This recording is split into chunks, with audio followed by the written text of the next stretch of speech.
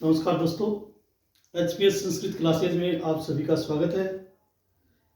हम व्यंजन संधि पढ़ रहे हैं। पिछली क्लासों में हमने स्तुत्व, ष्टुत्व,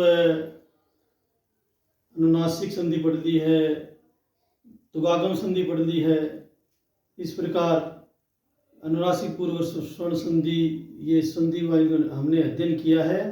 और अब हम आज इस क्लास में चर्त्व संधि का अध्ययन करेंगे। चर्त्व संधि, इस संधि का जो सूत्र लघु सिद्धांत कौमुदी में बताया गया है वो सूत्र है खरीचय। खरीचय सूत्र को क्या कहेंगे? खरीचय। लघु सिद्धांत कौमुदी के सूत्रों के अनुसार ही हम सभी संधियों का अध्ययन कर रहे हैं। इसलिए सूत्र है वो अगर हमें अच्छी तरह याद हो गए तो संधि एकदम सरलता से याद हो जाएगी। जो पिछली तुगागम संधि हमने पढ़ी थी बिल्कुल सरल संधि थी, उसी प्रकार ये चर्त्व संधि है, ये भी सरल संधि है। इस संधि में सूत्र है खरीचय। खरीचय, इसकी जो संस्कृत में वृत्ति या व्याख्या दे रखी है वो है खरी परे जलाम चरह स्यु। खरी परे जलाम चरह स्यु, यानी झल वर्णों के बाद में खर प्रत्याहार के वर्ण आएंगे तो जो झल वर्ण है उनके स्थान पर उसी वर्ग का चर हो जाएगा।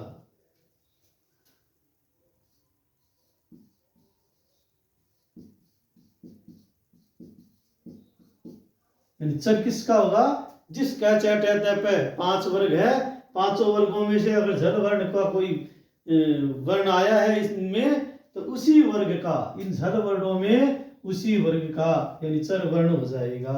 अब ये देखना है हमें कि झल वर्ण कौन कौन से होते हैं। झल वर्ण मतलब झल प्रत्याहार।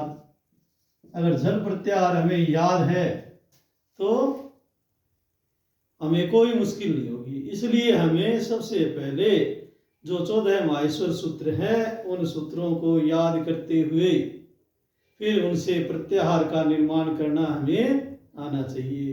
पिछली क्लास में भी मैंने बताया था कि जो संज्ञा प्रकरण है, अच संधि, हल संधि और विसर्ग संधि प्रकरण है, उन प्रकरणों का अगर हम रोजाना अध्ययन करें, रोजाना उनका पाठ करें तो जो रीट और सेकंड लेवल के जो विद्यार्थी हैं उनके लिए ये बहुत फायदेमंद रहेगा।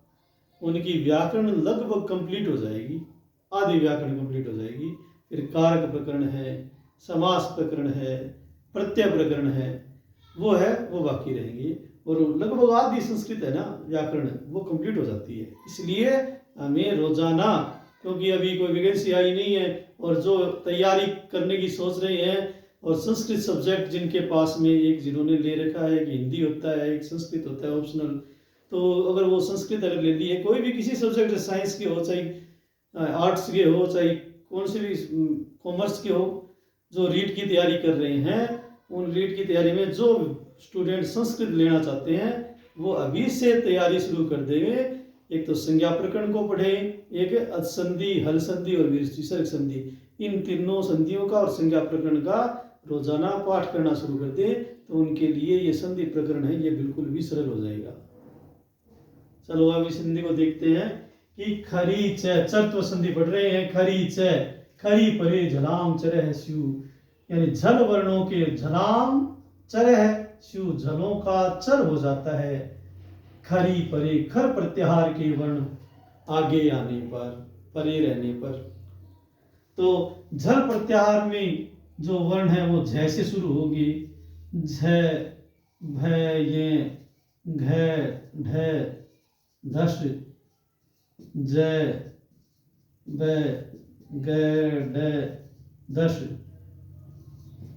ख, फ, छ, ठ, थ, च, ट, त, क, प, श, श, सर और हल।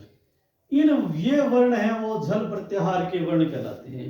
इन वर्णों के बाद में ये है खरी, यानी खर प्रत्याहार। खरी हटा देते हैं, खर मान ले, खर प्रत्याहार।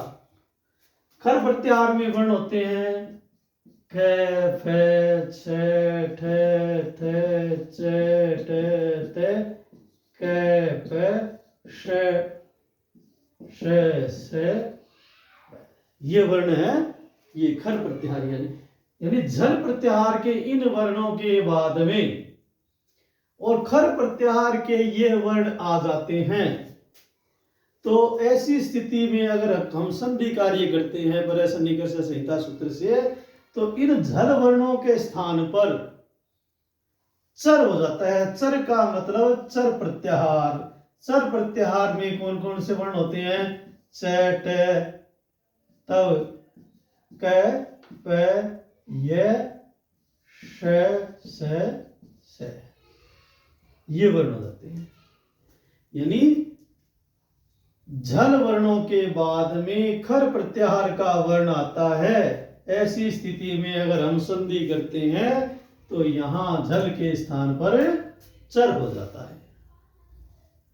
तो झल का मतलब झल प्रत्याहार, तो झल प्रत्याहार में झय घड़ दस जब घड़ दस का चटता है चटता कपया शशर हल, ये वर्ण झल प्रत्याहार में आते हैं। खर प्रत्याहार में होते हैं ख प चटता कपय शशर, ये खर प्रत्याहार के वर्ण है। और चर का चटता कपय शशर, ये चर प्रत्याहार के वर्ण है। तो झल वर्णों के बाद में खर प्रत्याहार के वर्ण आते हैं तो खल की जगह चर हो जाता है। ये इस संधि में इस सूत्र के माध्यम से ये नियम बनाया गया है। जो उदाहरण से नियम की ओर, नियम से उदाहरण की ओर जो हम पढ़ते हैं, उसी में ये क्या है? नियम से उदाहरण की ओर, सूत्र से उदाहरण की ओर। तो सूत्र एक प्रकार के नियम हैं, ये नियम बना दिए गए हैं। फिर इनके तरफ बाद में सूत्र पढ़ के फिर उदाहरणों के माध्यम से इन सूत्रों को समझते हैं कि ये सूत्र में जो बताया गया है ये एकदम सही बताया गया है। तो पाणिनि ने सूत्र से उदाहरण की ओर या नियम से उदाहरण की ओर अपने काव्य की रचना की है। जो भी व्याकरण ग्रंथ है इनका, लघु सिद्धांत कौमुदी में अष्टाध्यायी में इन्होंने इस प्रकार की रचना की है। जैसे उदाहरण है विपद प्लस काल, विपद प्लस काल।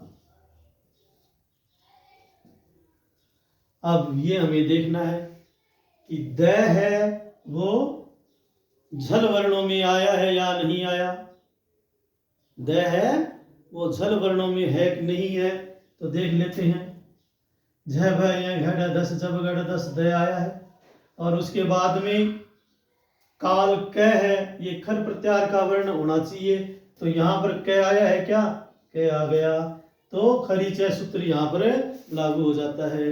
ये बताता है कि इन झल वर्णों के बाद में खर प्रत्याहार का कोई भी वर्ण आ जाता है, ऐसी स्थिति में यहां पर जो झल वर्ण है उसके स्थान पर चर वर्ण हो जाता है। जिस वर्ग का यहाँ वर्ण आया है उसी वर्ग का चर यानी प्रथम वर्ण हो जाता है। चर का मतलब ये सारे के सारे यहाँ प्रथम वर्ण है, यहाँ पर प्रथम वर्ण हो जाता है। तो द है, इस खरीचय सूत्र से द की जगह किस वर्ग का वर्ण है? त थ द, त वर्ग का वर्ण आ गया, तो यहाँ त बन गया। क्या बन गया?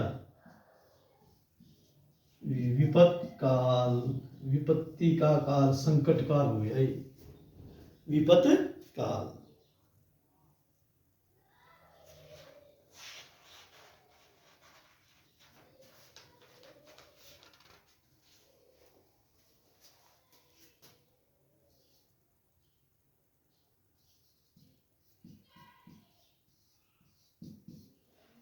उद प्लस तीर्ण है, यहां द है जल प्रत्याहार का वर्ण है, और उसके बाद में तय खर प्रत्याहार का वर्ण आ गया।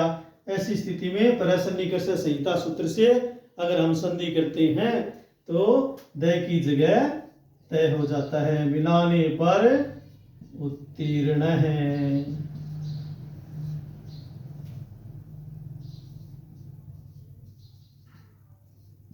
शरद काल,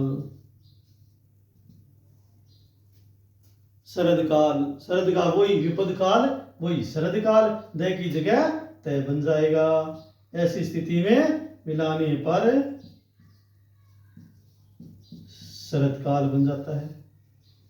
समझ में आ रहा होगा ये आपको कि लगभग तो यही है कि तीसरे वर्ण या चौथे वर्ण का पहला वर्ण हो जाना, तीसरे या चौथे वर्ण का पहला वर्ण हो जाना ही षत्व संधि है। तीसरे या चौथे वर्ण का पहला वर्ण हो जाना ही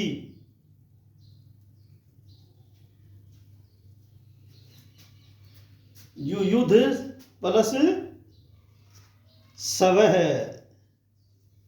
उदाहरण है युयुध प्लस स्व है, युयुध प्लस स्व है। यहां पर ध है वो इन वर्णों में है कि नहीं, जल वर्णों में, तो झ भय घ ढ ध युयुध, और स खर प्रत्यार में है कि नहीं, खर प्रत्यार में से आ गया। ऐसी स्थिति में खरी च सूत्र से इस द की जगह जिस वर्ग का वर्ण आया है उसी वर्ग का सर यानी प्रथम वर्ण हो जाता है। जैसे द की जगह क्या बन जाएगा, तय बन जाएगा। युयुत्सव है,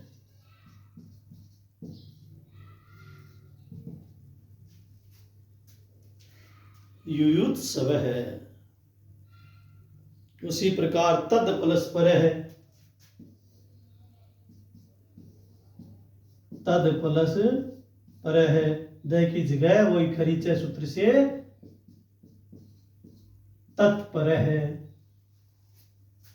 खरी च सूत्र का नियम इस पर लागू हो जाता है। उद प्लस क्षिप्त है, उद प्लस क्षिप्त, द है ये क्षिप्त आ गया।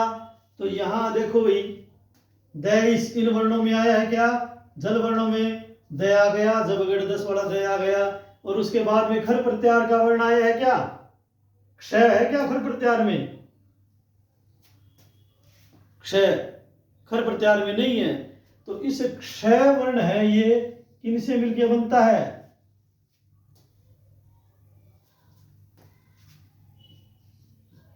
क प्लस षटकोण वाला क्षय प्लस में है, ये बराबर क्षय बनता है। तो यहां पहला वर्ण कौन सा आ गया, क आ गया। और वैसे क्षय में क और क्षय दोनों आ गए तो खर प्रत्यार का वर्ण शामिल हो गया। यही हमें ज्यादातर देखने वाली बात है, पेपर में पूछा जा सकता है ये प्रश्न कि उद प्लस क्षिप्त है।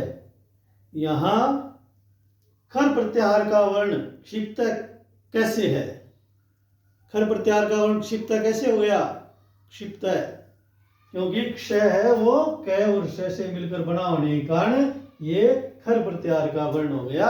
इस कारण यहां द की जगह क्या बन जाएगा, खरी च सूत्र से तय बन जाएगा, उत्क्षिप्त है, उदक्षिप्त है।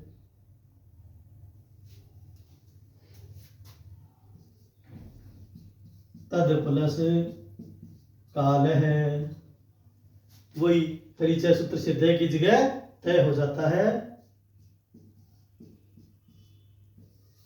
तत्काल है।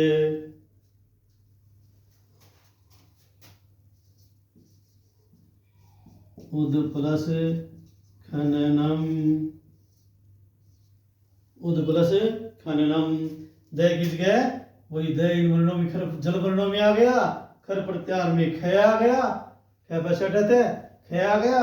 तो जल के बाद में खर प्रत्याहार के वर्ण आने पर इसकी जगह चर प्रत्याहार का उसी वर्ग का द किस वर्ग का है, तय वर्ग का वर्ण है। तय वर्ग का वर्ण होने के कारण इसमें चर प्रत्याहार में तय वर्ग का वर्ण तय है, तो यहां पर तय हो जाता है।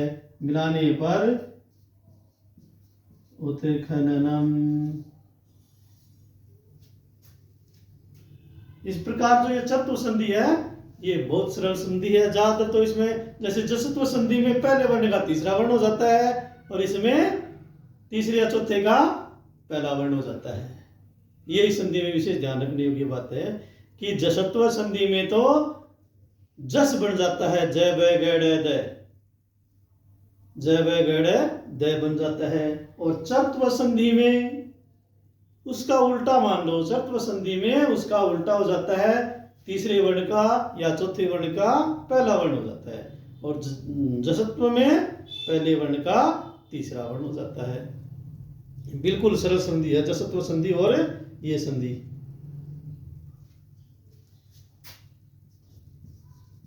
तद प्लस समय है, दे की जगह खरीचय सूत्र से तत्समय बन गया, उसके समान।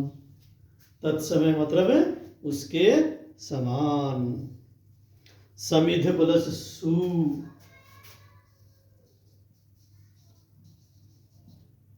समिध प्लस सु। यहाँ ध है, ये किस वर्ग का है? जल प्रत्याहार का है क्या? ध, झ भ घड़ ध आ गया, दोबारा ध आ गया। और उसके बाद में स वर्ण खर प्रत्याहार में है, स वर्ण खर प्रत्याहार में है। तो ऐसी स्थिति में परसन्निकर्ष संहिता सूत्र से संधि कार्य करेंगे तो खरीच सूत्र से द की जगह जिस वर्ग का वर्ण है, ये तय वर्ग का वर्ण है, तो यहाँ तय वर्ग, चट तय में तय वर्ग है, चर प्रत्याहार में तो तय बन जाएगा समित्सु।